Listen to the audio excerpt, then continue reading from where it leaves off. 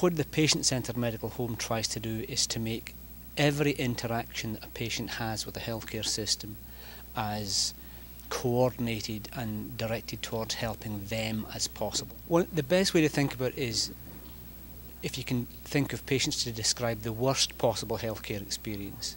So when they go to a clinic, they see a different doctor every time. They're kept waiting.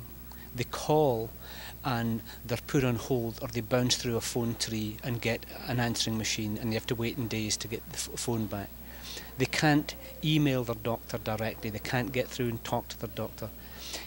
All of those things we've tried to fix in the medical home. We've thought about things from the patient's point of view, saying what would be the most convenient things for the patient. So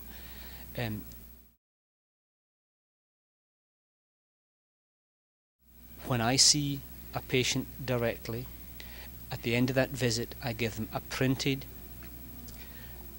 after visit summary that summarises the collaborative goals that the patient and I have worked on together. I give them my cell phone number, I email them that information, they can email me directly, we can do follow-up by phone visits, by that. Everything we do tries to make it as convenient and as coordinated as possible. Everyone in the primary care team, the primary care physician, his or her nurse, medical assistant, clinical pharmacist, social worker, all work together so the patient should feel known by a team led by a physician that they trust, and they develop an ongoing long-term healing relationship. Well, I think the key thing is to stop thinking of it in terms of visits and start thinking in terms of what does the patient actually need. Very often the patient doesn't want to take half a day off work, get 3 buses across town, wait in a waiting room for an hour and a half to see an overstressed doctor who's an hour and a half behind patients for a 15-minute visit. I mean, sometimes that's necessary, but the key is to say, how can we serve all the things that a patient might need or want in different ways? If they're going to come in for a visit, the doctor who is going to be seeing that patient can tell usually 2 or 3 days ahead, oh, Mrs. Smith's going to come in for a visit. So the doctor or his medical assistant will email Mrs. Smith and say, looking forward to seeing you in a couple of days. Tell me what's in your mind. What are you hoping to accomplish during this time? So the patient can then give us a list of the concerns they have. Now, sometimes that means that the doctor can actually answer those questions either by email reply or by calling the patient up in such a way that the patient is completely happy, doesn't even need to come in.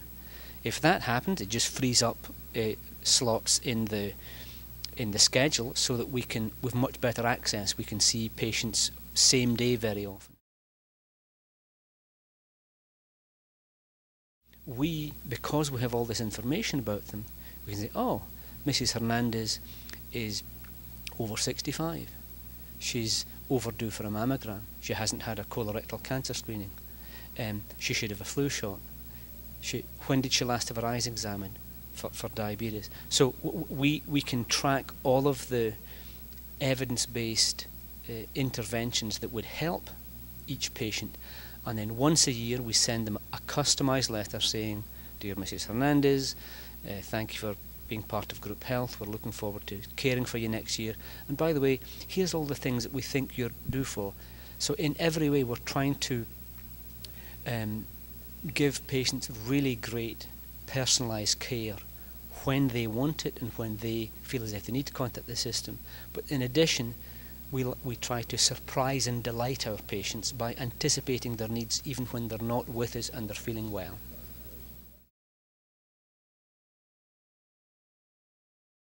What really is needed in this country is to change the reimbursement structure to incentivise and reward individual doctors and healthcare organisations to provide patient-centred, evidence-based care that keeps them healthy. A lot of the care in the USA is what's called fee-for-service medicine, and the more service you deliver, the more fees you get.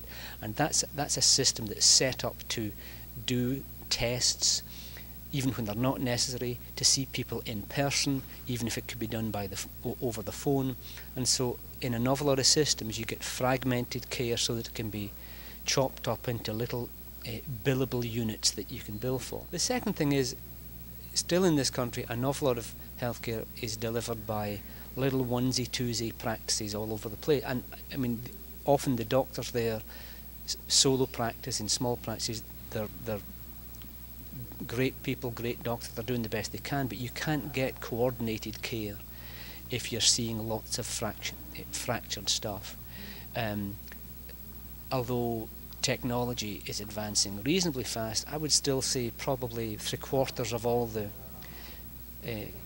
medical practices in the USA still use old-fashioned paper records as opposed to electronic health records. All of the evidence-based diabetes guidelines that are out there, we can implement them by embedding them into the medical record, so that if a patient shows up, whether it's in the emergency department or to an orthopaedic appointment or to see a primary care doctor with a sprained ankle, sure, they'll get care for the sprained ankle, but while they're there, the system will remind that doctor to say, oh, Mr. Smith actually has diabetes. In other words, we can put point of care reminders in front of doctors and nurses and other professionals who see the patients, so that they get reminded to do the right care at the right time.